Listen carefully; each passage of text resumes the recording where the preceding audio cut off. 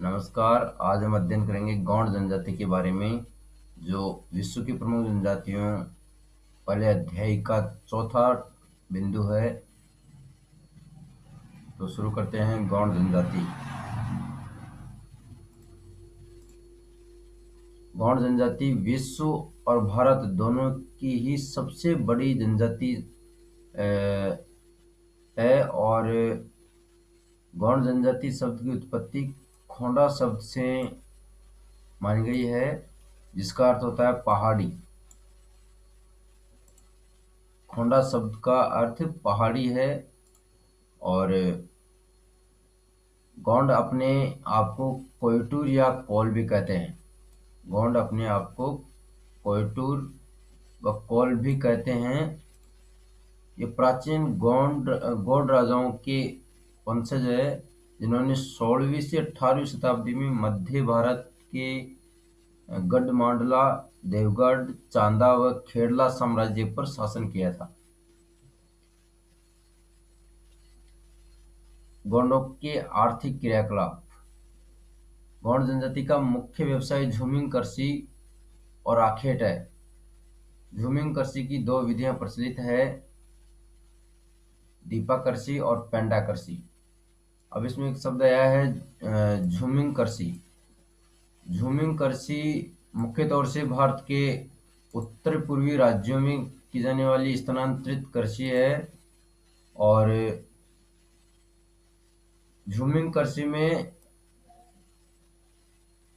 वनों को जलाकर, वनों में जो घास फूस होती है, कंटीली झाड़ियाँ होती हैं, उनको जलाकर और खेत तैयार करते हैं। और उस खेत में लगातार 2 से 3 वर्षों तक खेती की जाती है। और जब खेतों की उपजाऊ क्षमता कम हो जाती है, यानी उसकी उर्वरा शक्ति कमजोर हो जाती है, तो यही प्रक्रिया दूसरी जगह पर की जाती है। तो ऐसी की जाने वाली कृषि को झूमिंग कृषि के नाम से जाना जाता है। तो गौड़ जनजाति के लोग इस कृषि को 2 प्रकार से करते हैं। ये 2 विधियां प्रचलित है इनमें। पहली है दीपा कृषि और दूसरी पेंडा कृषि। दीपा कृषि का मतलब होता है झाड़ियां और घास जलाकर भूमि को समतल करके जो कृषि करते हैं, वो दीपा कृषि कहलाती है। और पेंडा कृषि पहाड़ी ढलानों पर सीढ़ीदार खेत बनाकर की जाती है। दीपा तथा पेंडा दोनों प्रकार की कृषि में फसल उगाने के बाद 2-3 वर्षों के लिए भूमि को परती छोड़ दिया जाता है, यानी खाली छोड़ दिया जाता है। ये शब्द है यहाँ पर प्रति शब्द।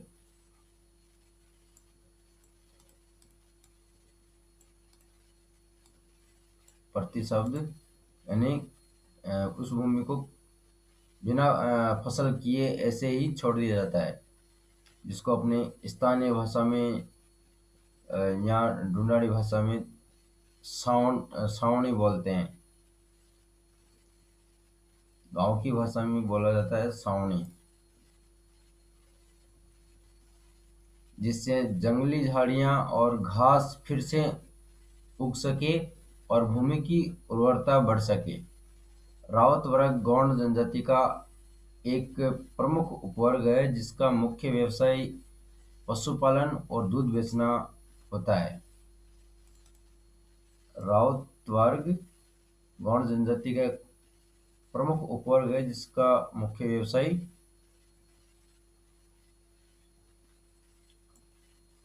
पशुपालन करना और दूध बेचना होता है।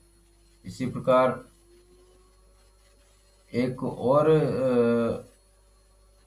वर्ग मिलता है इनमें, ढूलिया, जो मुख्य रूप से गायक होते हैं गोंडों में। उसका वर्णन आएगा अभी आगे इसमें कहीं। आखेट। गौड़ जनजाति के लोग वन्य जीव का शिकार करते हैं और वर्तमान में शिकार का स्थानांतरित कृषि ने ले लिया है। शिकार का स्थानांतरित कृषि ने ले लिया है। भोजन। कोटू व कुटकी अनाज गौंड जनजाति का प्रमुख खाद्यान्न है। त्योहारों पर चावल और मांस खाते हैं और महुआ से बनी शराब का सेवन भी करते हैं। महुआ के पेड़ से जो महुआ के पेड़ के जो फूल होते हैं उनसे मदिरा बनाते हैं और उस मदिरे का सेवन गौंड जनजाति के लोग करते हैं। इनके बारे में ये कहावत है कि ये कहा जाता है कि जो गौंड और भील जनजाति के लोग होते हैं ये महुआ से बनी मदिरा का बहुत अत्यधिक मात्रा में सेवन करते हैं। और जैसे हमारे यहाँ चाय की थड़ियाँ या चाय की दुकानें लगती है, वैसे ही इनके क्षेत्रों में यानी दक्षिणी राजस्थान और उसके आसपास का जो क्षेत्र है गुजरात मध्य प्रदेश का, वहाँ पर महुआ से बनी शराब मदिरा की थड़ियाँ या दुकानें लगती हैं वहाँ पर। वस्त्र और आभूषण। गौंड प्राय सूती वस्त्र धारण करते हैं और पुरुष धोती कुर्ता और स्त्रियां साड़ी और चोली पहनती है। ये चांदी और एल्युमिनियम के आभूषण पहनते हैं। स्त्रियां शरीर पर अक्सर टैटू बनवाते हैं। टैटू जिन्हें या स्थानीय भाषा में गोदना गुदवाना कहते हैं।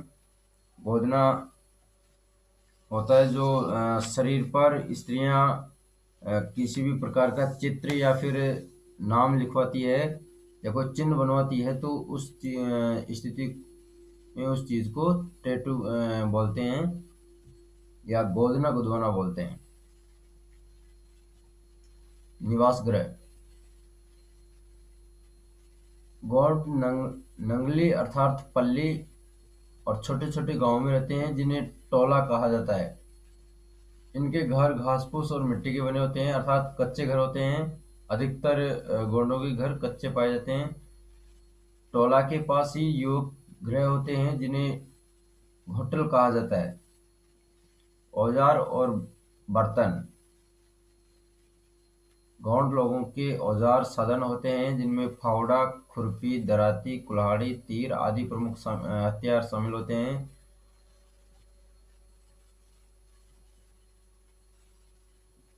औजार और बर्तन। समाज समाज और संस्कृति।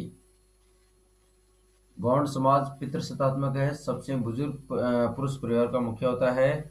गांव का मुखिया मुखादम कहलाता है और गांव का जो चौकीदार होता है वो कोतवाल कहलाता है। गांव का पुजारी या पुरोहित होता है उसको देवारी कहा जाता है। और विवाह समारोह जल स्रोत के निकट या आम के पेड़ के नीचे आयोजित किया जाता है। विवाह में किसी प्रकार की बाधा से बचने के लिए रामधुनी का आयोजन करते हैं। गौंड बोली द्रविड़ भाषा परिवार से संबंध रखती है। ये महत्वपूर्ण प्रश्न है। गौंड बोली द्रविड़ भाषा संबंध से परिवार रखती है जिसका संबंध तमिल और कन्नड़ से होता है। इनमें एक और प्रमुख वर्ग मिलता है धूलिया, जो गौंड की प्रमुख गायक जाति होती है और प्रधान गौंड की गौरव गाथा गाकर सुनाने का एक कार्य करते हैं धूलिया जाति के लोग। शंभु महादेव गौंडों के प्रमुख देवता माने गए हैं और इनके अलावा जो गौंड जनजाति में दूसरे देवताओं की मान्यता है।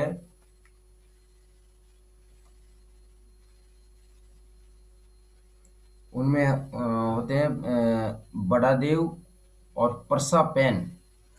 बड़ा देव और परसा पैन भी इनके मुख्य देवताओं की श्रेणी में माने गए हैं, यानी उनकी मान्यता है गौड़ लोगों में। गौड़ों में एक प्रथा पाई जाती है कबाड़ी प्रथा। ये प्रथा भारत सरकार के द्वारा बंद कर दी गई है। कबाड़ी प्रथा का मतलब होता है जो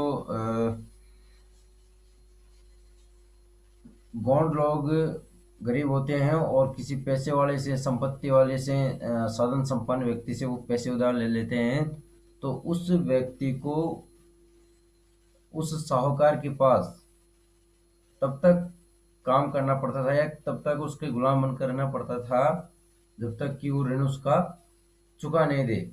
इसके लिए भले से उसकी कई पीढ़ियां गुजर जाए ऋण को चुकाने के लिए, लेकिन जब तक ऋण नहीं चुकता था तब तक वो उसके गुलाम रहते थे। तो ये एक बुरी प्रथा थी जिसका अंत कर दिया भारत सरकार ने, इस पर प्रतिबंध लगा दिया। वर्तमान में सरकार ने इसे पूर्णतः प्रतिबंधित कर दिया। कबाड़ी प्रथा के तहत छोटे से कर्ज को चुकाने के लिए ऋणी की कई पीढ़ियों को साहूकार के पास गुलामों की भांति कार्य करना पड़ता था। आधुनिक संस्कृति से संपर्क, शिक्षा का स्तर बढ़ने लगा है और लोग खदानों और उद्योगों में कार्य करने लगे हैं। इन्हीं के नज़दीक नई बस्तियां बसाने लगे हैं और अब इनकी जीवन शैली में भी तेजी से बदलाव आ रहा है। इस प्रकार ये मानव भूगोल का दूसरा अध्याय समाप्त हो गया। जय हिंद।